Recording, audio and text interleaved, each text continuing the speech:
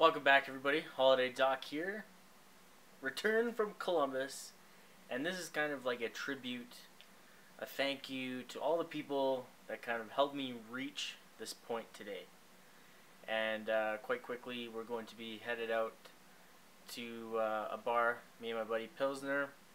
And I figure, you know, we'll do an in the car video just to, maybe just to talk, relax, and kind of give you guys a little bit of insight into, you know, maybe why the competitive scene and everything like that means, you know, so much to me, and, you know, just how much the YouTube and the competitive community is changing. And, you know, yes, I know I've been doing a lot of vlogs today. I got so much footage from Columbus. It's ridiculous. So I'm going to have to release, you know, maybe one video a day with that. But I got more gameplay hitting. I've been playing a lot of PS3 competitive playlist, as well as some scrims, and I love, you know, sitting in the booth, watching these guys just do amazing plays, and, you know, see how intelligent they're out of the box thinking, and just everything they do. I just wanted to get on the PS3 and just play that whole weekend, but I couldn't. I actually only got one time to play. I think I jumped in a team scrim against Twisted Method, and it was a lot of fun. But the phone ringing is Pilsner out in the truck. I'll meet you there. So, like I said, we'd meet up in the truck, and Pilly Boy here. Long time no see. Yeah, it's been over 2 weeks, I think, now. I know. Our bromance is dwindling. Jeez. But he just finished moving into a new house. Haven't been there yet. Probably go stop by sometime very quickly. Probably tomorrow, maybe tonight, depending on what we're doing later. Yeah. But yeah, I almost crashed. Like, so what are we talking about? Where it all began.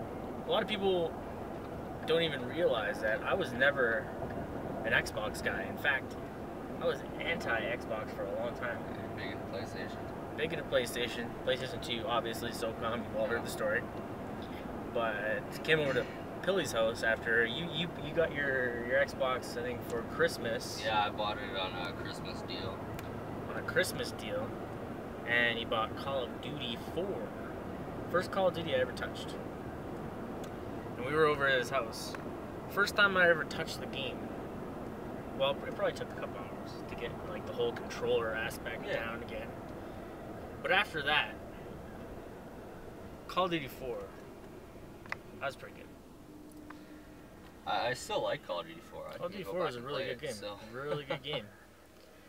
And, you know, we'd go through lobby after lobby. People would accuse me of cheating. And on a nightly basis, if we were to play for 4 hours, about how many people would call me a cheater on daily? 4 hours? Probably at least 10. And it got to the point where it was like, there's got to be something better than this. And that's where I remembered, I'm like, oh, you know, game battles. I took a leave from game battles for quite a while. Got addicted to another very homosexual game that we won't talk about.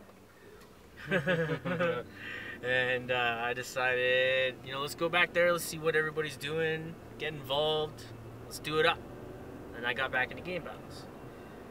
Now, for any public player out there, when you go into lobbies day in, day out, and you have no problem whatsoever just destroying people, it's time to move to the competitive side. So once I moved to the competitive side, you know, I played a lot of TDM, and a lot of pro players all started on TDM because everybody starts from public matches, and 99, it seems like, % of the people that play on regular matchmaking online play TDM. I don't know why. It's a god-awful game type, in my opinion. Not that it means anything. And, you know, from there came World at War. Now, World at War, I think, was the ultimate turning point for me. This is where I got introduced to the whole idea of recording your games. Not for commentary purposes, but for the anti-cheating, anti-modding reasons. Now, we were on the New Breed for a very long time, the entire course of World at War, and I still have the account or the team on my GB page. That link will be down below. But, you know, primarily we all played TDM, and towards the end of World at War, we got introduced, hey, let's go. If we want to make a shot at playoffs and actually do something with this, let's do it. And that's where, you know, the recording, just, you know, for dispute purposes and recording, all that stuff, started to shine. People wanted to see how we were doing it, you know, how we were going on these constant win streaks, how I would, you know, get behind enemy lines on the games, like, so easily. And people were just astonished at the whole gameplay aspect from the new breed. People wanted to see. So I decided to do that. But my first commentating experience was actually explaining to the referees and the admin staff of what's going on the video and why this other team or this team I recorded is cheating. So basically what I was doing is I was spelling it out in a way that, you know, admin staff could simply just go onto the video, watch the video, and just be like, oh yeah, I see what he means. Instead of having to decipher the video themselves, read through the wall of text that I usually leave in the disputes. And that was my first commentating experience. Then from there came, you know, how-tos. And how-tos went to full-length, you know, like commentaries. And full-length commentaries got me where I am today. Now, people along the way, you know, why did I even get an Xbox? This guy bought me my first Xbox. And he got the ball rolling, I guess. Without him, there wouldn't be Holiday Doc. Or maybe they would, I would just be... Later on. Yeah. Sitting here 2 years later. 2 years later, way behind the mark. And in a world where every brother and guy you know, anybody you basically talk to who's got a capture card and post a video on YouTube, you have to set yourself above the mark. And I think I just barely made it past that point of... what's the word where, you know, everybody's kind of doing it? The genericness. The generic commentator. I don't know what to say. That's where we are today. Now, who in the right mind would have ever thought that Holiday Doc, some random kid who started out playing hardcore TDM, would be the MLG commentator? Would you have ever thunk it? Nope. Would you have ever thunk that YouTube or any of that could amount to anything successful? Well, I knew it could. There's lots of people who do get successful, but, you know, off of video games. And okay, let me just clarify. I wouldn't consider myself, obviously, like, stardom successful, but I figure as far as, like, the competitive niche goes, I think I'm very successful in that form. So go ahead. Like, you know, there's a lot of people who become successful off of YouTube, off of, like, singing or whatever, but, you know, when it comes out of, like, you know, video gaming, it's a little different. I think it's a little harder to crack into something successful off of that. And, you know, you're doing well. Lucky that you did. Yeah, doing well. You're running a red light right now. And that's a red light. Don't do that. It's still illegal in Canada to run red lights, believe it or not. So, along the way, obviously Scott's been, you know, a huge help in obviously buying the Xbox. You know, who else has got me started and kept me going? Well, you know, big thanks to all the New Breed guys who stuck around for the 2 years that we were together, you know, completely kicking ass and taking names, chewing bubblegum. We're all out of bubblegum. Terrible impersonation. And there's just, the list is so grand. So let's finish it off with a little bit of Columbus and how it went down. The atmosphere at one of these gaming events is so lax and just beyond anything I would have expected. It just blew me away.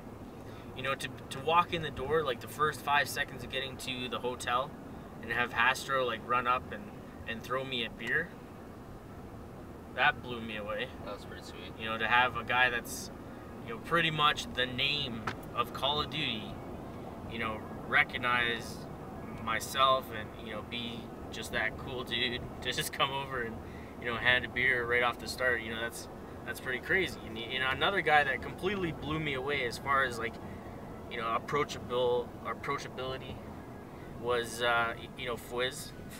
Fwiz is a really funny guy. He's obviously been doing it a long time, and, you know, we're talking about it with a lot of people, and he's kind of like that frat boy.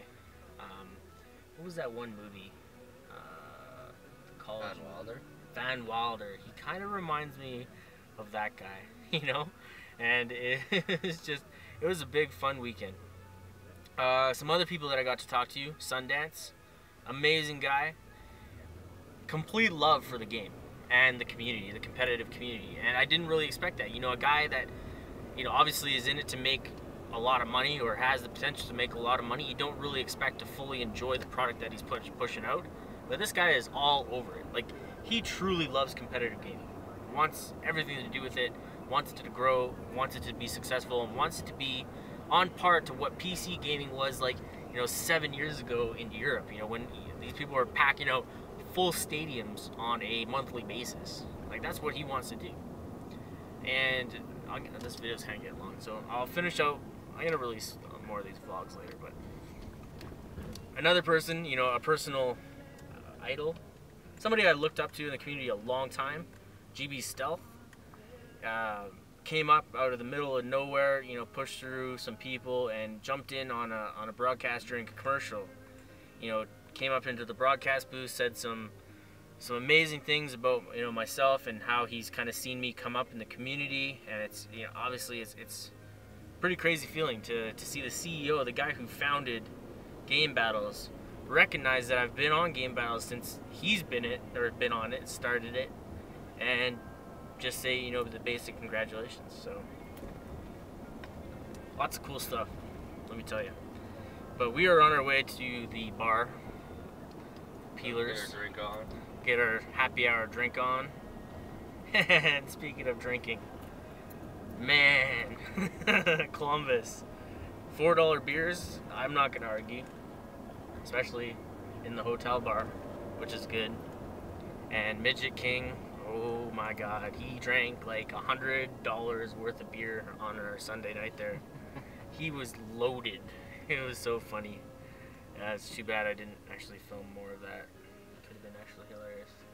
It's too bad I wasn't there. Yeah. Are you coming to Anaheim? I'm gonna try to. Plane tickets are $250 right now. Yeah. Yeah. I'm gonna try to. I couldn't come this last weekend because of the move, but we gotta do what we gotta do. Anaheim should be crazy. I think Anaheim would be a little bit better of a place to drink and party up than Columbus. Absolutely. And I want to actually jump down and go to the Machinima headquarters, because those guys are boss, and they've tremendously helped me throughout the ways as well. But thanks again. This will be another vlog, more gameplay before and probably after this release. So hope you enjoyed it. I'll talk to you guys later.